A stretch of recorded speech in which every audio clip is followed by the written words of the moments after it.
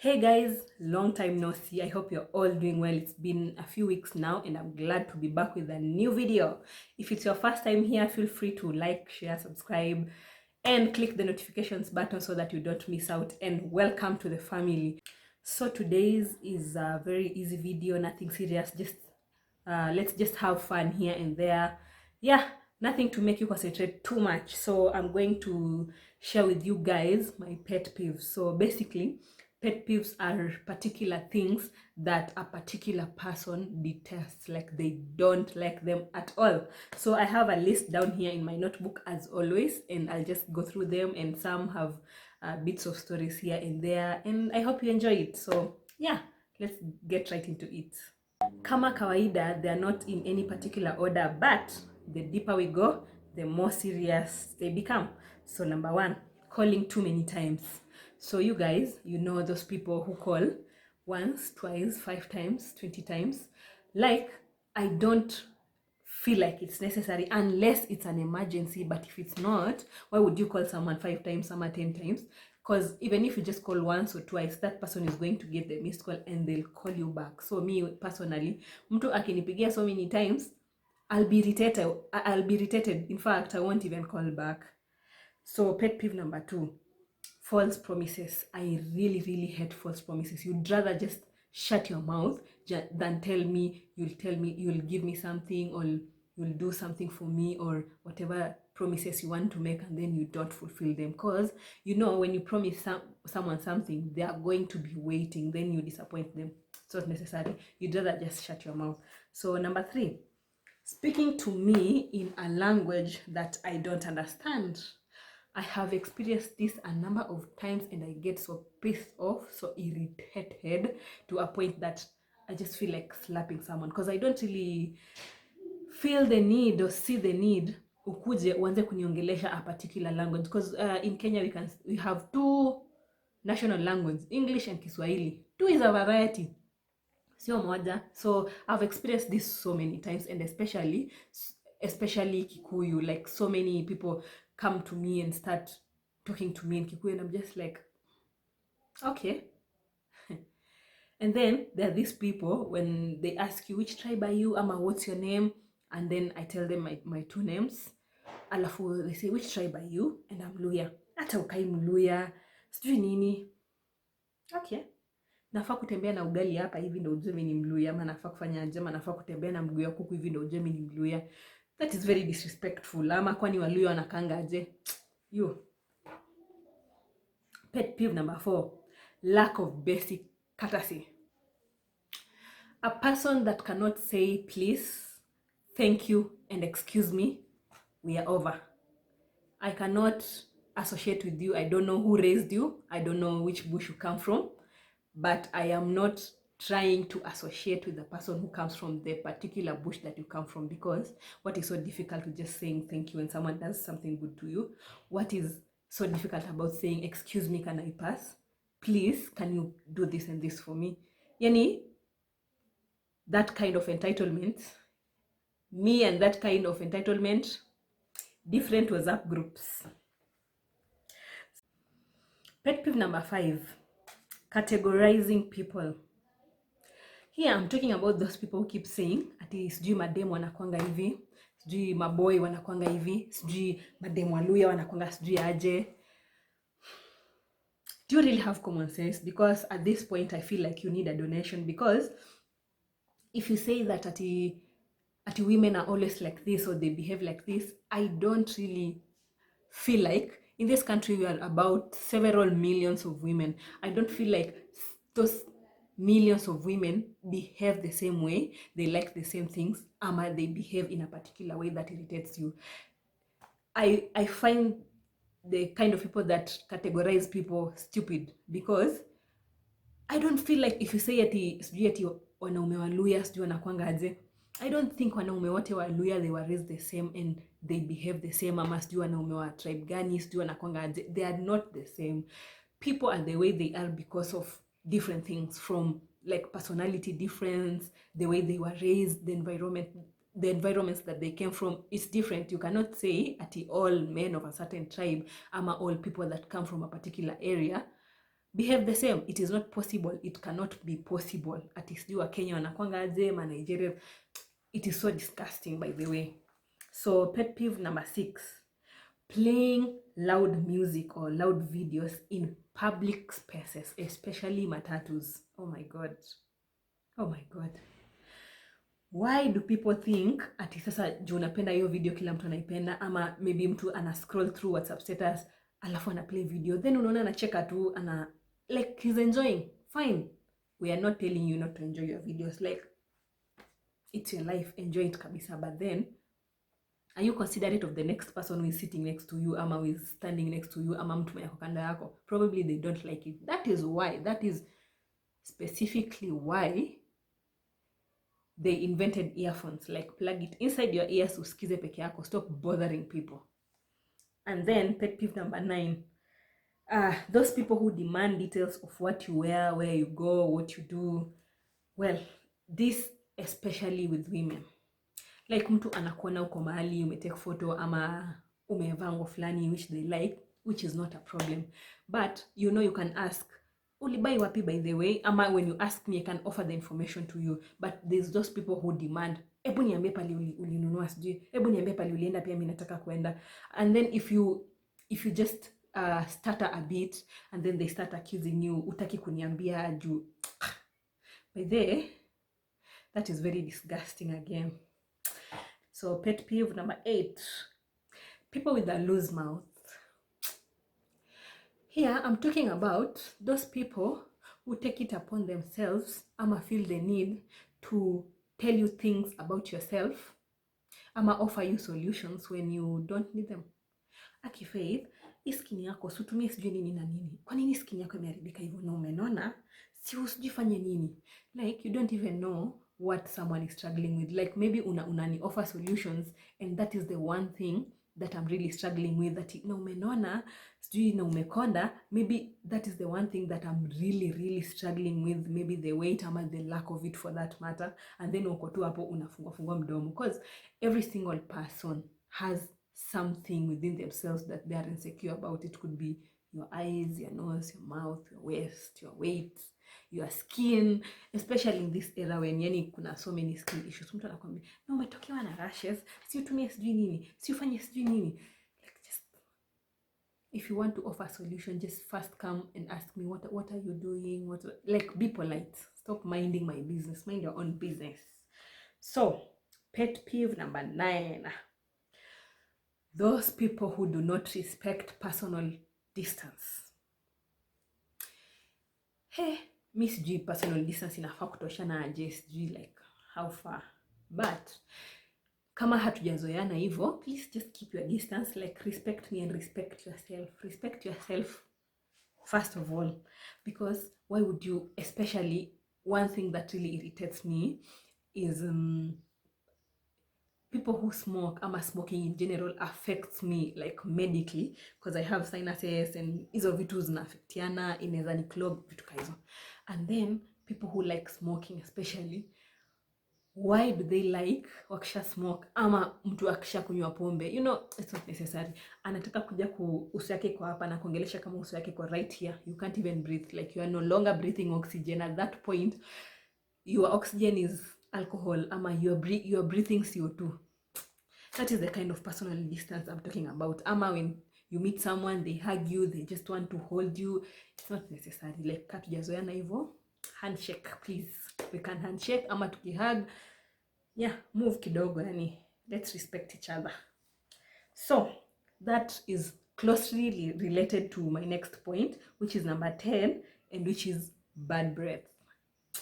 Most of my friends know this, most of the people I hang around with, because I say this a lot, and for some reason I'm always working with chewing gum. Not at it, because if I offer you chewing gum, I'm not trying to say that your mouth is smelly, but I always have chewing gum, because anyone can need it.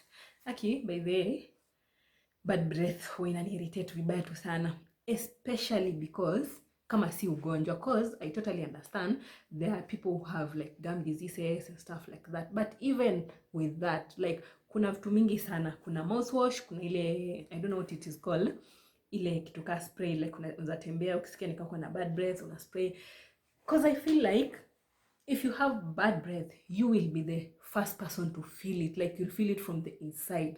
Why would you want to make someone live in such an environment in ukiongea tu hivi anasikia kucollapse? It's not necessary. And besides, kuna chewing gum za 5 bob, utembee tu nayo, like kama unajua kuna problem ka hizo, tembea tu nazo. Ukifeel ni kama breath yako si fresh sana, just eat it. Make the environment conducive for everyone. Besides, let's brush our teeth 2 times a day, please. So the next one, smelling sweat. So I think hizi za mwisho ziko karibu kufanana.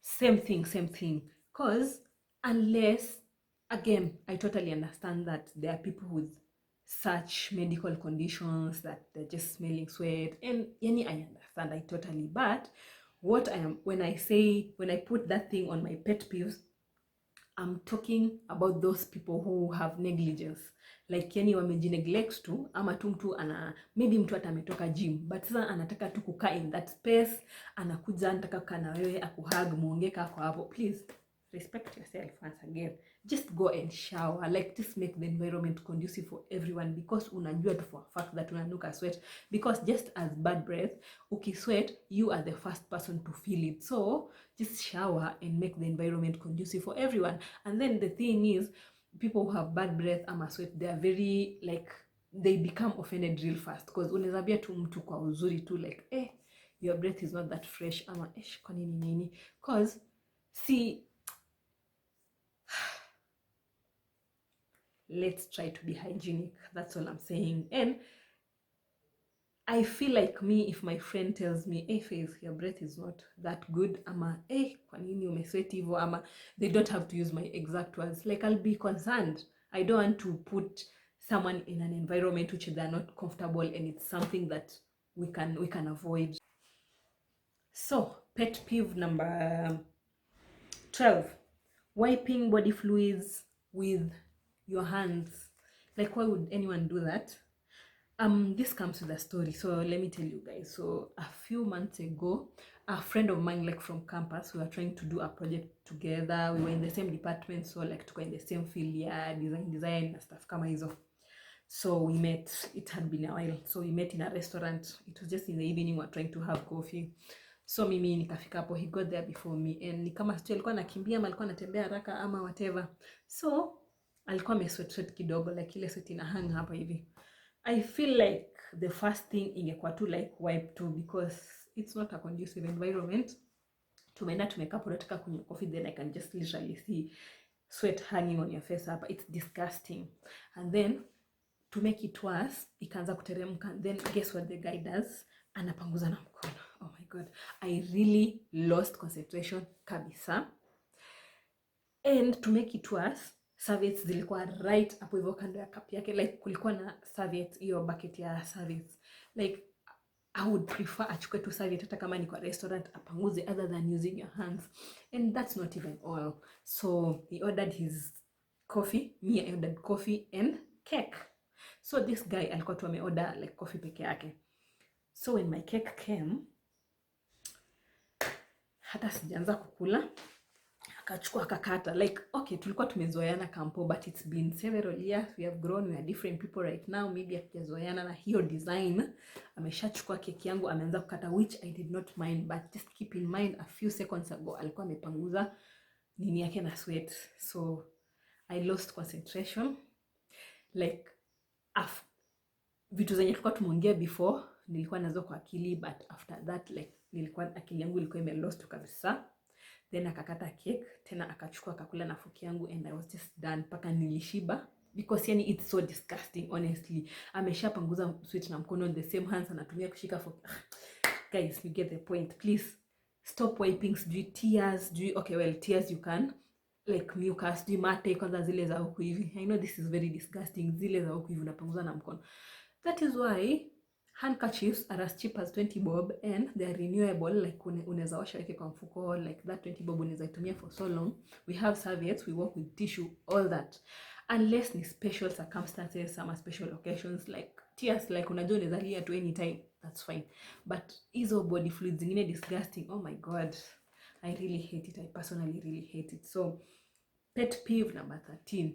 I think this is the one of the worst things that someone can ever do to me, because this is, well, I'm talking about talking over me, and not necessarily in an argument, just a conversation. I feel like we are in 2019 and everyone has no patience at all, but we can be considerate of each other. So let's say we are having a discussion or something.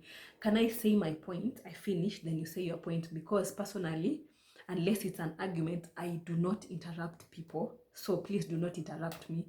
I don't know if you guys are getting it. Like, ushaikuwa in a conversation with someone, unasema hivi word moja, anaanza kuongea, anaongea, akimaliza ukisema hivi word moja ndo unaanza kuongea, anaongea. That always leads to an argument, because why would you talk over me? It's so disgusting. And when it's in an argument, mtu akianza kutalk over me, it's over, it's done. If you cannot respect each other, ciao, adios, I'm gone. Oh, sorry, I missed something. Hapo kwa personal distance, like people who do not respect personal distance, that was my pet peeve number 9. There's something I forgot to say. Here it includes those people who speak to you in matatus. Like, umekaa, umekuja, umechoka, umetoka job ama umetoka pale umetoka, unakaa tu hivi, mtu ana feel the need akaanza kukuongelesha. Well, it is not bad, but can you please read my mood? Like, ukiniongelesha na nakujibu na like you can see it from my face, I want a conversation, let's do it. But if you talk to me and then you just look at me and you see this lady is not interested, can you please just leave me alone? That thing really disgusts me, because not all the time mtu anataka kuongea. Sometimes mtu amechoka anataka tu kudoze. Kwanza mimi napenda sana kulala kwa matatu, public transport, napenda sana. For some reason hiyo usingizi inakuanga tamu sana. So mimi nimekuja, nimechoka, nimeplan like tu, nimeschedule hiyo 1 hour yenye nitatoka tao kwa hiyo traffic paka home, nitakuwa nimelala paka nimota. Then nafika, mtu anaanza kuniongelesha. I get really annoyed. Then there's another story. So I had a very, personally I've not had the worst experiences with like Uber driver, sama hizo, like nikisema Uber namaanisha hizo taxify, hizo cab company zote. But one day it was very late at night, and me and Dee were traveling the next day, and so I had to go to this place, and it was around 1 a.m. 2 a.m. So nikaita cab. Mtu akakuja, si alikuwa na mastori, tumepiga story. So nilikuwa na mzigo mingi, so nikaeka kwa seat ya nyuma. So I had to personally like sitting like nyuma because of security issues, just to be cautious. So nikachukua mizigo, luggage yangu, nikaeka kwa seat ya nyuma. So nikakaa hapo kando yake. So tulikuwa tunapitia hiyo Southern Bypass. That was a while back when there were lights, but that bypass is it's quite scary. So tumepita hapo. Umse ameshaanza kunichapia story. Ameniambia ma story like along the way, na ignore but wapi. So nikajiambia tu let me just go along with it, it's okay. So tumeenda, sinye tunafika katikati ya bypass, anaanza kuniambia, hey, by the way, kuna siku nilikuwa nimebeba mtu hapa bypass katikati ya usiku, then mafuta ikaisha. You guys, mshaipitia hiyo Southern Bypass usiku venye it's scary as hell. Alafu hii side ya huku ni inaitwaje, National Museum, hiyo pali animals wanatembea randomly. Then huku hivi ni miti, like your place, hata if someone kills you, you'll be found 2 weeks later, and hata ukiscream hakuna mtu atakusikia. So hiyo ndo story yenye jamaa ananiambia. So mimi nikasema tu, let me just hold myself. Then tukaendelea kwenda, that bypass is quite long. Then the worst thing, ameanza kunipigia story, like si anaendelea kunipigia story, akaanza kuniwekea mkono hapa kwa lap, and then he rubs it. Oh my god, I was so scared. So I took my phone and pretended like I was calling D. So nikaanza kujifanya hata niko kwa cab ya hii na hii number plate, and this is the model of the car, and it's this color. Yeah, we are here, like we are almost doing what, like tunadanganya sijui tuko happy, cause yani I read somewhere if you do that yani mtu atashtuka kidogo. So I think it kind of worked, though aliendelea like na push mkono yake. So I was just worried. You know that bypass, kuna hiyo njia yenye inaenda Kikuyu, then kuna njia ina turn kuingia Lang'ata. If ange change to mind yake, aende straight to Kikuyu, right now, you guys will not be seeing me here. I would not be having this channel, and it will be very sad. You would have lost a very amazing person. That was a very scary experience. And then when tulifika, he started forcing me ati, we na unipatie unipatie 5 stars. Yani he was so rude. When tulifika, I literally pulled my bags outside. Nikamwambia nitakutumia na M-Pesa. Thank God that this compound, like, there's a lot of security. Otherwise, I've never had such a bad experience. So me, I feel like yani hiyo kwanza kuongea na kushika mtu, that is very yani there is totally no respect for personal distance, and I hate it. I really don't like it. So yeah, that's about it for my pet peeves, guys. That is my top 13 worst of them all. Yeah, feel free to let me know your pet peeves in the comment section, and let us laugh together. So that's about it.